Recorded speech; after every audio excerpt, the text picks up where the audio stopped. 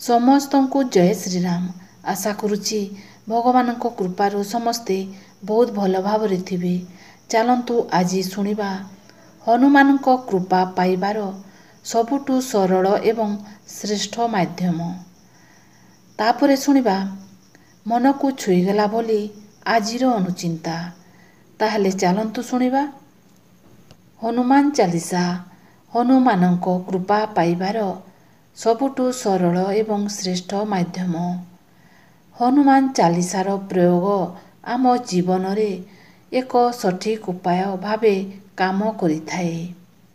ହନୁମାନ ଚାଳିଶାର ଛୋଟ ଛୋଟ ଉପାୟ ବ୍ୟକ୍ତିଙ୍କ ଜୀବନରେ ଅନେକ ସଙ୍କଟରୁ ମୁକ୍ତି ଦେଇଥାଏ। ଯଦି ଆପଣ ମନରେ ଭୟ କିମ୍ବା ସବୁବେଳେ ଡରର ସ୍ଥିତି ରହିଥାଏ, ତେବେ ହନୁମାନ ଚାଳିଶା ପ୍ରତିଦିନ ପାଠ କରନ୍ତୁ। ଏହାଦ୍ୱାରା ଆପଣଙ୍କୁ ନିର୍ଭୟତା ପ୍ରାପ୍ତି ହେବ। ଘରୁ ବାହାରକୁ ଯିବା ସମୟରେ, ଖାସ୍ କରି ଗାଡ଼ି ଚଲାଇବା ବେଳେ ନିଜ ସହ ଏକ ଛୋଟ ହନୁମାନ ଚାଳିଶା ସବୁବେଳେ ସାଥିରେ ରଖନ୍ତୁ। ଦୁର୍ଘଟଣାରୁ ବଞ୍ଚିଯିବେ। ଯଦି ଛୋଟ ପିଲା ରାତିରେ ଶୋଇବା ବେଳେ ହଠାତ୍ ଡରୁଛି, ତେବେ ତା ମୁଣ୍ଡ ପାଖରେ ଏକ ହନୁମାନ ଚାଳିଶା ରଖିଦିଅନ୍ତୁ। ଏହି ସମସ୍ୟାରୁ ମୁକ୍ତି ପାଇଯିବେ। ଯଦି ଶନିଙ୍କ ସାଢ଼େ ସାତି କାରଣରୁ ଜୀବନରେ ସଂଘର୍ଷ ବଢ଼ୁଛି, ତେବେ ପ୍ରତିଦିନ ହନୁମାନ ଚାଳିଶା ପାଠ କରନ୍ତୁ। ଏହାଦ୍ୱାରା ସ୍ଥିତି ଅନୁକୂଳ ହେବ। କୌଣସି ପରୀକ୍ଷା ବା ଇଣ୍ଟରଭ୍ୟୁ ଦେବା ପାଇଁ ଯାଉଛନ୍ତି, ତାହେଲେ ହନୁମାନ ଚାଳିଶା ପାଠ କରି ଯାଆନ୍ତୁ। ଯଦି ଜାତକରେ ମଙ୍ଗଳ ଦଶା ଚାଲୁଛି, ତେବେ ନିୟମିତ ହନୁମାନ ଚାଳିଶା ପାଠ କରନ୍ତୁ। ପରିଣାମ ଭଲ ହୋଇଥାଏ। କରଜର ସମସ୍ୟା ଅଧିକ ହେଲେ ସକାଳେ ସନ୍ଧ୍ୟାରେ 3 ଥର ହନୁମାନ ଚାଳିଶା ପାଠ କରିବା ଦ୍ୱାରା ଲାଭ ହୋଇଥାଏ।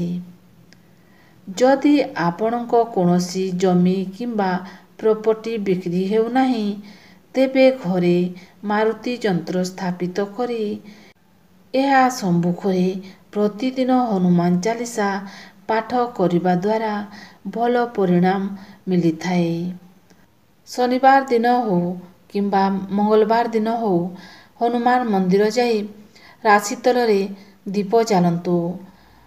ଅରଖ ପତ୍ରରେ ରାମନାମ ଲେଖି 108 ଅରଖ ପତ୍ର ଅର୍ପଣ କରନ୍ତୁ।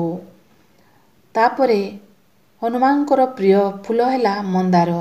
ମନ୍ଦାର ଫୁଲ ଅର୍ପଣ କରନ୍ତୁ।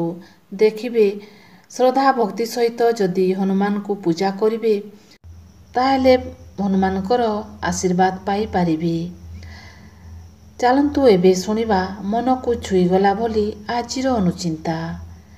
ନିଜ ସ୍ୱାର୍ଥ ବିନା କିଏ କାହାକୁ ପଚାରେ?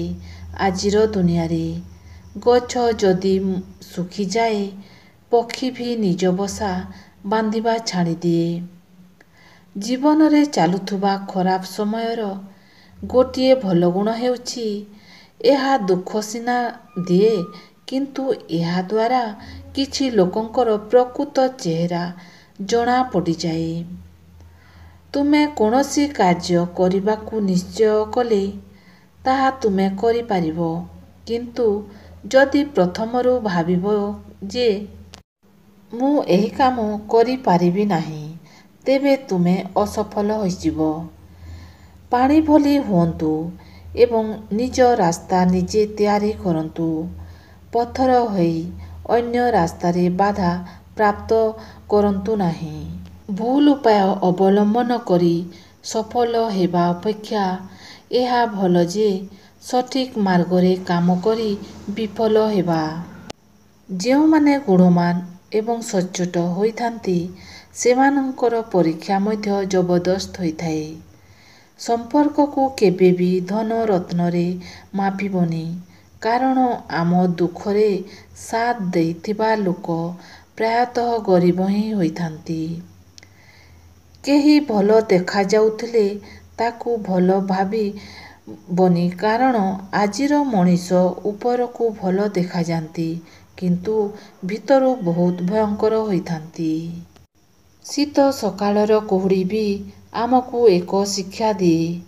ରାସ୍ତା ଯେତିକି ପର୍ଯ୍ୟନ୍ତ ଦେଖାଯାଉଛି କିଛି ଚିନ୍ତା ନକରି ସେତିକି ଯାଅ।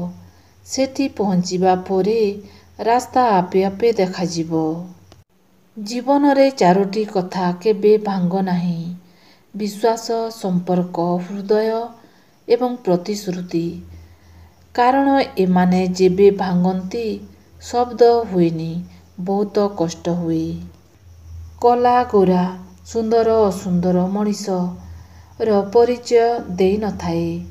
ଦୁନିଆରେ ସୁନ୍ଦର ମଣିଷ ସେ ହୋଇଥାଏ ଯିଏ ରାଗିଯିବା ପରେ ବି କେବଳ ଛୋଟିଆ ହସରେ ସବୁକିଛି ଭୁଲି ଯାଇଥାଏ। ରକ୍ତଠାରୁ ବହୁତ ଦାମୀ ଅଟେ ଲୁହ। କାହିଁକି ନା ସମୟ ପଡ଼ିଲେ ରକ୍ତ କିଣି ହୁଏ କିନ୍ତୁ ଲୁହ ନୁହେଁ। ନିଜକୁ ସବୁବେଳେ ବ୍ୟସ୍ତ ରଖନ୍ତୁ। ଦେଖିବେ ଜୀବନରେ ଭଲରେ ରହିବା ଶିଖିଯିବେ। ବେଳେ ବେଳେ ଗୋଟିଏ ମିଛ ହସ ହିଁ ଆଖିର ଅନେକ ଲୁହ ଓ ହୃଦୟର ଅକୁହା କଷ୍ଟକୁ ଲୁଚେଇ ରଖେ। ହୁଏତ ସେ ହସ ଛଳନାର ହେଉ କି ପରିସ୍ଥିତିର ବାଧ୍ୟତାମୂଳକର ହେଉ, ଅନ୍ୟକୁ ବି କିଛି ପ୍ରେରଣା ଦେଇପାରେ। ଘରଟିଏ ଥିଲା, ଯେଉଁଥିରେ ଥିଲେ ମା। ମୁହଁକୁ ହାତରେ ଧରି ସ୍ୱାଗତ କରୁଥିଲା ଆଉ ବିଦାୟ ବେଳେ ମୁଣ୍ଡରେ ହାତ ରଖି ଆଶୀର୍ବାଦ ଦେଉଥିଲା। ସେହି ଘର ଏବେ ବି ଅଛି, କିନ୍ତୁ ମା ନାହିଁ। କେମିତି ଅଛୁ ପଚାରିବାର କେହି ନାହାନ୍ତି। ଆସିଛୁ ଏକା, ଯିବା ବି ଏକା। ଏହି ତ ଦୁନିଆର ରୀତି। ରାସ୍ତାରେ ଚାଲିଗଲା ବେଳେ କେତେ ଲୋକ କେତେ କଥା କହନ୍ତି। ଆମେ କ'ଣ ସେଥିପାଇଁ ଚାଲିବା ଛାଡ଼ିଦେବା କି? ସେଥିପ୍ରତି ଧ୍ୟାନ ନ ଦେଇ ଆଗେଇ ଚାଲିବା ଆବଶ୍ୟକ। ଲୋକମାନଙ୍କର ଏଟା ଗୋଟିଏ ଅଭ୍ୟାସ। ଆମେ ଭଲ କଲେ ବି କହିବେ ଆଉ ଖରାପ କଲେ ବି କହିବେ। ଯଦି ଆଜିର ଅନୁଚିନ୍ତା ଆପଣମାନଙ୍କୁ ପସନ୍ଦ ଆସିଲା, ତାହେଲେ ସବସ୍କ୍ରାଇବକୁ ଟଚ୍ କରିକି ବେଲ୍ ଆଇକନକୁ ଟଚ୍ କରିଦିଅନ୍ତୁ। କାହିଁକିନା ଏହିପରି ଭିଡ଼ିଓ ସବୁ ଆପଣମାନଙ୍କ ପାଖକୁ ପହଞ୍ଚି ପାରିବ। ତାହେଲେ ରହୁଛି, ଜୟ ଶ୍ରୀରାମ।